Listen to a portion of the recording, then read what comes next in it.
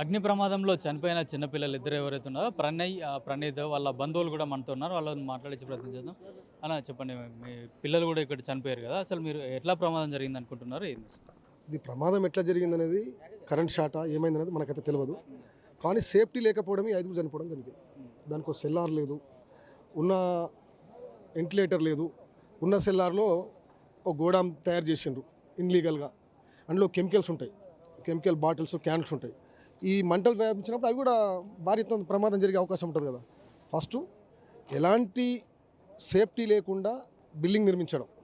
First నిర్మించింది వాడు, నిర్మించిన ఆఫీసర్ కూడా వాడిని ఫస్ట్ పట్టుకొచ్చి వాని దన్నాలి. ఫస్ట్ ఆ పర్మిషన్ కూడా ఇచ్చిండు దానికి. ఫస్ట్ ఓనర్ను, ఫస్ట్ గవర్నమెంట్ ఎంప్లాయీ కూడా పర్మిషన్ ఇస్తాడు కదా, బిల్డింగ్ పర్మిషన్. ఇన్ని కాంప్లెక్స్ మనం ఒక కమర్షియల్ కాంప్లెక్స్ కడతప్పుడు దానికి ఫైర్ యాక్సిడెంట్ జరిగిన తప్పించుకునే అవకాశాలు అయితే ఉండాలి కదా, అది లేదు. కింద ఉన్న సెల్లార్లో గోడాం నింపేసి తాళాలు ఏడి కాడికి వేసిండు. సేఫ్టీ లేకుండా. ఇది ప్రభుత్వ నిర్లక్ష్యం, ఓనర్ నిర్లక్ష్యం. అంటే ప్రభుత్వ నిర్లక్ష్యం ఎట్లా అంటున్నాం అంటే, ప్రభుత్వాలకు ఏమంటే వాళ్ళకి లంచాలు ఇస్తే చాలు, కమిషన్లు ఇస్తే వాళ్ళు ఎవడు గోదాములు చేసుకోరు, ఏది చేసుకోరు, కెమికల్ అమ్ముకోరు, ఏదన్నా అమ్ముకోరు, పెండ కూడా అమ్ముకున్నా ఊకుంటారు వీళ్ళు. ఇల్లీగల్ డ్రగ్స్ అమ్ముతుంటే ఊకుంటలేరా వీళ్ళు? పిల్లల జీవితాలతోటి, పేదవాళ్ళ జీవితాలతోటి ఆట ఆడుకోవడం ప్రభుత్వాలకు అలవాటు. వాడుండని వీడుండని. ఇలా ఆయన అంటాడు, నేను ఆ ప్రభుత్వంలో ఇచ్చిన, ఏ ప్రభుత్వంలో ఇచ్చినా ప్రభుత్వం అనేటోళ్ళు తోడు దొంగలి అందరు మిలాఖత్ అయ్యే ఉంటారు. కన్స్ట్రక్షన్ పర్మిషన్ ఇచ్చిన ఆఫీసర్ కూడా వాడిని పట్టుకొచ్చి లోపడేయాలి. ఇంత దారుణం అండి. చిన్నపిల్లలు ఏం చేసిండ్రు, వాళ్ళు ఏ పాపం చేసిండ్రు? మలమల మాడి మసి అయిపోయినారు. ఈ దారుణానికి పూర్తి బాధ్యత గవర్నమెంట్ వహించాలి. అసలు ఒక వేరే మన తెలంగాణ రాష్ట్రం కానీ వ్యక్తి చనిపోతే పోయి తెల్లారితలకే ఆ కంపెనీని కాపాడడానికి ₹1 ఇచ్చి వచ్చింది రేవంత్ రెడ్డి పోయి. మరి ఇక్కడ నీ తెలంగాణ బిడ్డలేరా నాయన, చచ్చిపోయింది ఐదుగురు, నువ్వు మరి ఎక్కడ ఉన్నావు? ఇక్కడ పక్కన గాంధీ భవన్ ఉంటుంది, పక్కన అసెంబ్లీ ఉంటుంది, నువ్వు ఏడున్నావు?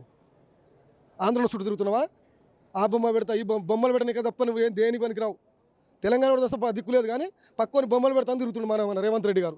బుద్ధి ఉండాలి జగనన్న. ఇంతకంటే ఎక్కువ ఏం చెప్పలేము. పూర్తిగా అధికారుల నిర్లక్ష్యం, ప్రభుత్వ నిర్లక్ష్యం అనుకోవచ్చు.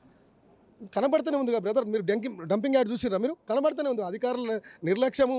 దీంట్లో లంచాలకు మరిగి అధికారులు చేసినటువంటి కుట్ర ఇది. వాళ్ళు కరెక్ట్ ఉంటే ఇంత దారుణం జరగదు కదా. మన రాజకీయ నాయకులకు కేసు లేదు, ఎవరి బొమ్మ పెడితే ఓట్లు వస్తాయి, ఎవరిని చేస్తే ఓట్లు వస్తాయి. ఈ ఓట్ల కోసం డ్రామాలు తప్ప, ప్రజల పట్ల నిర్లక్ష్యం తప్ప ఏం లేదు. ప్రజలకు న్యాయం చేసే వాళ్ళు కాదు వీళ్ళు.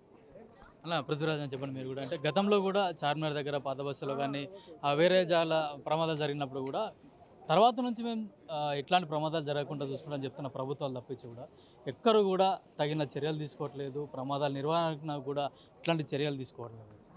ఇప్పుడు బజార్ గట్ల మొన్ననే మనం చూసినాము, 17 మంది.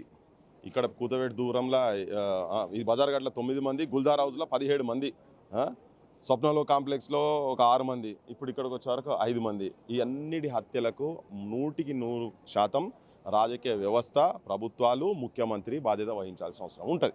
ఓకే, గతం ఆయన మంచి లేడు, ఆయన దాంట్లో కూడా అయినాయి పోయింది. ఇప్పుడు వచ్చిన ఆయన ఎవరో మాట్లాడారట గట్లా అని చెప్పి ఇంతకుముందు ఇచ్చిన పర్మిషన్లని.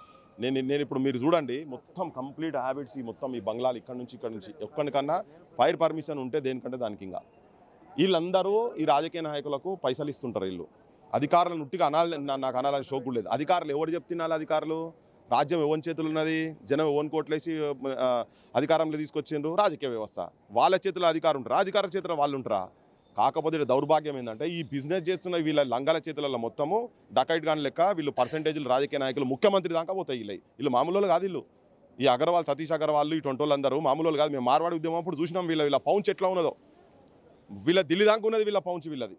ఓకే, ఇట్లా ఈ ప్రమాదం ఈ నొక్కడానికి కాదు, ఇట్లా మొత్తం ఇల్లీగల్ దందాలు మొత్తం చేసేటోళ్ళు. ఫర్నిచర్ ఇది ఇల్లీగల్ దందా కదా, గంత ఫర్నిచర్ అది. పార్కింగ్ జాగాల ఫర్నిచర్ పెడతారా? రోడ్డు మీద ఉట్టిగా పోతే ఎవడన్నా ఇట్లా క్రాస్ అయిపోతే ఫైన్లు వేస్తాం. ముఖ్యమంత్రి చాలా మొగోని లెక్క మాట్లాడతారు, డైరెక్ట్ బ్యాంక్ అకౌంట్లో లింకులు చేసి పడేస్తామని. ఇప్పుడు దీన్ని ఏం చెప్తావు? ముఖ్యమంత్రి ముఖం ఏడబెట్టుకుంటాడు ఈ ముఖ్యమంత్రి. ఇటువంటి సంఘటనలు ఇంకెన్ని జరగాలి? జనం ఎన్ని చచ్చిపోవాలి? ఎంతమంది చచ్చిపోవాలి? కకృతి బిచ్చపోలనే నయమయ్యా మీకన్నా. కకృతి, అవినీతి, పైసలు తినే మరిగి అధికార వ్యవస్థ ఉండాలి. ఇప్పుడు ఫైర్ ఇంజన్ రాగానే మంద మొత్తం మీద పడతాం వాళ్ళని. నువ్వు 4 గంటలైంది, 5 గంటలైంది, నువ్వు రావా సోయిలేవని. అలా స్టాఫ్ ఎంత ఉన్నారు అబ్బా? ఫస్ట్ అలా స్టాఫే లేరు కదా. ఎంతమంది స్టాఫ్ ఉన్నారు? ఈ హైదరాబాద్ ఇంత పెద్దగా అవుతున్న దానికి స్టాఫ్ ఎంతమంది ఉన్నారు? ఎన్ని ఫైర్ ఇంజన్లు ఉన్నాయి? ఏడాడికలో తీసుకొచ్చి లాస్ట్కో 23, 25 తీసుకొచ్చి పెట్టిరట. అంటే వేరే ఏరియాలో కూడా తీసుకొచ్చి పెట్టాలి కదా. ఇక్కడ అవి జరిగినాయి కదా అవన్నీ. అంటే నీ రిక్రూట్మెంట్ కూడా ఏం చేయకుండా రోజు తాసారం చేసుకుంటా ఇటువంటి అన్ని సంఘటనలు జరుగుతుంటే బాధ్యత 200%. ఇప్పుడు ఈ మంత్రి కూడా ఆయనే కదా, హోం మంత్రి ఆయనే, ఫైర్ మంత్రి ఆయనే, ఇప్పుడు ఈ పర్మిషన్ల మంత్రి కూడా ఆయనే కదా. ఇవన్నీ ఆయనే కదా, ముఖ్యమంత్రి కదా. మరి ఏం చేసిండే దావోస్ పోయి ఆడ పోయి ఏం గడి వీక్తుండేమో నాకు తెలుస్తలేదు, ఉద్యోగాలు తీస్తా అది చేస్తా ఇది చేస్తా అని. అది అయ్యేదిగా సచ్చేది కాదు. కానీ ఇంతమంది చనిపోయిన తర్వాత కూడా సోయికి వస్తలేదు, ప్రభుత్వాలు సోయికి వస్తలేవు. అంటే జనాలు చచ్చిపోతూనే ఉండాలి. ఇట్లా ఏమంటున్నా అంటే ఇప్పటి నుంచి అయినా కానీ ఒక డ్రైవ్. ఇప్పుడు లాస్ట్ టైం అక్కడ జరిగినప్పుడు అట్నే ఇది చచ్చిపోయినప్పుడే 2-3 రోజులు అంతే. మనం కూడా అంతేనే, మీరు మీడియా కూడా వస్తారు, ఇట్లా అవుతుంది, చర్చలు జరుగుతూనే ఉంటాయి. ఇది కాదు మేనేజ్ చేసుడు. మెయిన్ స్ట్రీమ్ మీడియాకి అయితే ఉట్టిగా పైసలు ఇచ్చి పడేసేస్తున్నారు. వాళ్ళంతా ఏం లేదు, వాళ్ళు కూడా ఒక వన్డే ఇంటర్నేషనల్ 2020 మ్యాచ్ లెక్కన ఇవన్నీ జరుగుతున్నాయి. కానీ బాధ్యత లేనటువంటి నాయకత్వం ఉండు ఎవట ఇట్లా అయింది. జనం కూడా పైసలు తీసుకొని ఇటువంటి చెత్తనా కొడుకులకు ఓట్లు వేస్తే ఇట్లనే చచ్చిపోతారు. చిన్న పిల్లల బాస్కటి పిల్లలు, చిన్న పిల్లలు. ఇక్కడ ప్రభుత్వం ఎక్కడి నుంచో బయటికి వెళ్ళి ఎక్కడి నుంచి వచ్చి నల్గొండ పిల్లలు బయట నుంచి ఎక్కడికి వచ్చి ఇక్కడ ఆలియా బడిలో చదువుకుంటా ఉన్నారట.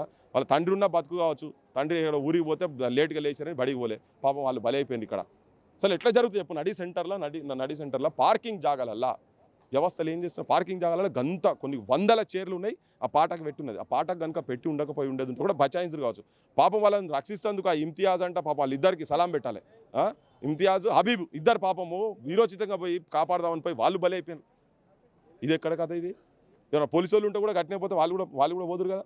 మొత్తం కంప్లీట్గా అసలు ఈ దుకాణాలు మొత్తం బంద్ చేయించి ఇప్పుడు ఇమ్మీడియట్గా ఒక కమిటీలు వేసి కంప్లీట్గా తిప్పాలి మొత్తం ప్రతి దగ్గర మొత్తం. ఇది లాస్ట్ ఇన్సిడెంట్ కావాలి. కానీ జరుగుతూనే ఉన్నాయి కదా. వ్యవస్థ అట్లా పాడైంది, ఏం చేస్తాము? మన రాగానే ఆవేశంగా చెప్తా పోల్చోడు ఏం బిక్తుండు, ఆడేం బిక్తుండు, ఈడేం బిక్తుండని. కానీ నువ్వు వాళ్ళకి ఏమి మన వాళ్ళ దగ్గర ఎక్విప్మెంట్స్ ఉన్నాయా? చేసేటట్టు ఉన్నాయా? అవన్నీ ఏం పెడతలేరు. బాధ్యత లేదు, మన్ను లేదు. పొద్దున్న లేసే కాంట్రాక్టులు, పైసలు ఇవన్నీ చేసుకుని గలపడలు పెట్టుకోవాలి. బయట దేశాల్లో ఎట్లా ఏం పైసలు పెట్టుకోవాలి, దావోస్లో ఎన్ని పైసలు పెట్టాలి, అమెరికాలో ఎన్ని పైసలు పెట్టాలి, ఆడికెళ్ళి ఇంకా వేరే దేశంలో ఎన్ని పైసలు, ఇదే వీళ్ళకి మొత్తం. ఈయన క్యాబినెట్ మీటింగ్ పోయి మొగాయిన్ లేక పోయి సమ్మక్క దగ్గర పెడతారు. నీ క్యాబినెట్ మీటింగ్ ఏంది ఆయన నిర్ణయాలు తీసుకున్నది? కథ ఏంది? నువ్వు చేస్తున్న అడ్మినిస్ట్రేషన్ ఏంటిది? ఎంతమంది చచ్చిపోవాలి? ఇట్లా ఆత్మహత్యలు చేసుకుంటారు. ఓదిక్కు చచ్చిపోతారు, నౌకర్లు లేకుంటే ఓడి ఆత్మహత్యలు చేసుకుంటారు, రైతులు ఓదికి ఆత్మహత్యలు చేసుకుంటుంటారు. ఏంది ఇదంతా? జనం కూడా సోయికి రావాలి. జనం సోయికి రాకనే ఇటువంటి ప్రమాదాలు జరుగుతున్నాయి. 100కి 100% ఈ చంటి పిల్లలు ఆ కడుపు కోత, తల్లుల కడుపు కోత, వాళ్ళ కన్నీటి గాథ ముఖ్యమంత్రికి శాపమై తలుగుతుంది.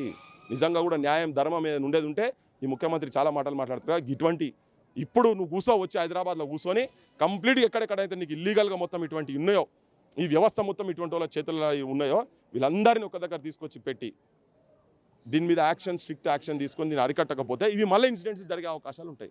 4th సీట్ అని చెప్తున్నారు, ఫ్యూచర్ సీట్ అని చెప్తున్నారు. కానీ మిగతా హైదరాబాద్ కూడా పట్టించుకోని ఏ దాఖలా ఉన్నాయి? రియల్ ఎస్టేట్ బ్రోకర్, తెలంగాణ ముఖ్యమంత్రి ఒక రియల్ ఎస్టేట్ బ్రోకర్. ఎక్కడ 4th సిటీ, ఆ ఉన్న సిటీ చక్కగా లేకుండా అంటే ఈయన 4th సిటీ చేస్తారట. అదంతా పెద్ద రియల్ ఎస్టేట్ మాఫియా అన్న కొడుకులు అందరూ ఒక దగ్గర జమ అయ్యి దాన్ని ఏదో 4th సిటీ, ఉన్న సిటీని చక్కగా చేయి. దీని సంగతి ఏంటిది? ఇప్పుడు ఈ చచ్చిపోయిన వాడు దాని సంగతి ఏంటిది? ఇదంతా ఒకటి బక్వాస్. ఇదంతా జనాన్ని పిచ్చోలని చేసినందుకు ఆయన వచ్చి కూర్చొని ఆ చుట్టుపక్కల మొత్తం 100 ఎకరాలు కొనుక్కున్నారు వీళ్ళంతా రాజకీయ నాయకులు. అందులో కాంగ్రెస్ వాళ్ళు కూడా కొనుక్కున్నారు. ఇటు టీఆర్ఎస్ వాళ్ళు, కాంగ్రెస్ వాళ్ళు. రాజకీయ వ్యవస్థ మొత్తం అట్లనే ఉన్నది. ఒక్కడు మంచోడని నేను చెప్తలేను. అందరు 99% రాజకీయ వ్యవస్థ మొత్తం అట్లే పడది. దరిద్రు జనం గురించి ఏం పట్టింపు లేదు. జనం గురించి ఆలోచించేటువంటి టైం లేదు. ఈ ఫ్యూచర్ సిటీలు ఇవన్నీ బక్వాస్ ముచ్చట్లు, ఉట్టి బక్వాస్ ముచ్చట్లు. బయట దేశాలలో పోయి ఈ రియల్ ఎస్టేట్ అంతా పైసలను తీసుకొని పోయి వేరే దగ్గర డ్రీమ్ హౌజులు, ఫామ్ హౌజులు, విలాసవంతమైన జీవితాలు, వాళ్ళ కుటుంబాలు తరాలు తింటే తరగని ఆస్తులు సంపాదించే కథకే. కానీ ఇప్పుడు ఇదే కృతికే కదా ఇది జరిగింది. ఇప్పుడు వీడేముంటుంది? ఈ ఆఫీసర్, లోకల్ ఆఫీసర్కి పైసలు ఇస్తాడు. ఈ ఆఫీసర్ ఏముంటుంది? వీళ్ళందరూ పెద్ద మాఫియాగాలు కనుక వీళ్ళన్ని పార్టీలకు వీళ్ళే పైసలు ఇస్తారు. ఇప్పుడు ఇటువంటి వాళ్ళు అగ్రహాల సమాజం మామూలు వీళ్ళందరూ ఇప్పుడు బొంగ 40 కోట్ల రూపాయలు ఇచ్చారు కదా ఆడ. ఇప్పుడు ఏమొస్తుంది? 10 కోట్లు ఇస్తారనుకో కాంపెన్సేషన్, ఏమొస్తుంది? ఆ కుటుంబం ఏమొస్తుంది? బిడ్డలు తెచ్చిస్తారా? 9 నెలలు కడుపులో పెట్టుకొని ఆ తల్లి ఎంత ఇష్టంగా కానీ వచ్చి హైదరాబాద్లో ఏదో పనులు చేసుకుంటూ వచ్చి ఇక్కడ చదివించుకొని ప్రయోజకులు కావాలని చెప్పి తీసుకొని వస్తే ఈ దుర్మార్గమైన రాజకీయ వ్యవస్థ ఇట్లా సర్వనాశనం చేసి వాళ్ళని ఇలా గర్భశోకం, వాళ్ళ బతుకున్నంత కాలం వాళ్ళ కుటుంబాలు అయితే బాధతో బతకాల్సిందే కదా. ఇది అన్యాయం. వాళ్ళకు మనసు లేదు, దుర్మార్గులు. వాళ్ళని ఏం మాటలు మాట్లాడినా కానీ తక్కువనే. వాళ్ళ ఇంట్లల్లో ఇటువంటి ఇన్సిడెంట్ జరిగి కడుపు కోత కనుక జరిగేది ఉంటే వాళ్ళకి తెలుస్తుంది. ఆయన బిడ్డను మనవాన్ని తీసుకొని మెస్సీ తోటి ఫుట్బాల్ ఆడించేంత సోక్ ఆయనకున్నది. మరి వేరే ఇళ్ళల్లో కూడా వాళ్ళు కూడా పిల్లలే కదా, వాళ్ళు కూడా అంతనే పౌరంగా ప్రేమ పెంచుకునేటోళ్ళే కదా. మరి అలా చచ్చిపోయారు కదా. ఇంతకుముందు మొన్న కూడా చచ్చిపోయినాక నువ్వు అన్ని మాటలు మాట్లాడారు కదా. మరి జాగ్రత్తలు తీసుకోవాలి కదా. తీసుకోరు వీళ్ళు. ఈ వ్యవస్థ మారకుంటే ఏం కాదు. ఈ వ్యవస్థ జనం కూడా మారాలి. ఈ పైసలు, మందుకు, ముక్కలకు అలవాటు పడి చెత్తనా కొడుకులను మొత్తం ఎమ్మెల్యేలు ఇటువంటి కూతబెట్టి దూరం ఉన్న అసెంబ్లీలో చెత్తనా కొడుకులు అందరినీ కూర్చోబెడితే దరిద్రం గిట్నే పాడవుతుంది.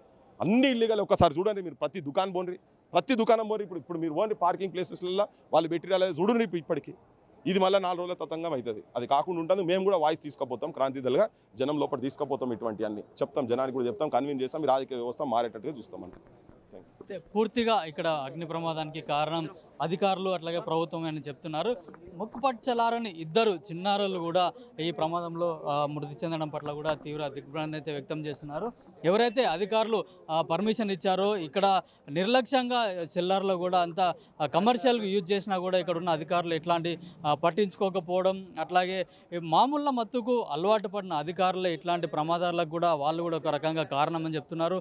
ఎవరైతే ఈ బిల్డింగ్ పర్మిషన్ ఇచ్చారో సెల్లార్లో కూడా కమర్షియల్ యూజ్ చేస్తున్నా కూడా వాళ్ళపైన ఎట్లాంటి చర్యలు తీసుకొని అధికారులపైన కూడా తప్పకుండా కఠినమైన చర్యలు తీసుకోవాలని చెప్పేసి కూడా ఇక్కడ ఉన్న ప్రజలైతే డిమాండ్ చేస్తున్నారు. అయితే ఇప్పటికైనా ఇదే చివరి ప్రమాదం కావాలి, ఇట్లాంటి ప్రమాదాలలో కూడా ఎవరు చనిపోకూడదు అనే భవిష్యత్తులో ఆశిస్తున్నామని చెప్పేసి కూడా ఇక్కడ ఉన్న ప్రజలు కోరుకుంటున్నారు. కెమెరామెన్ సైదులతో కిరణ్ కుమార్, పల్లవి టీవీ, హైదరాబాద్.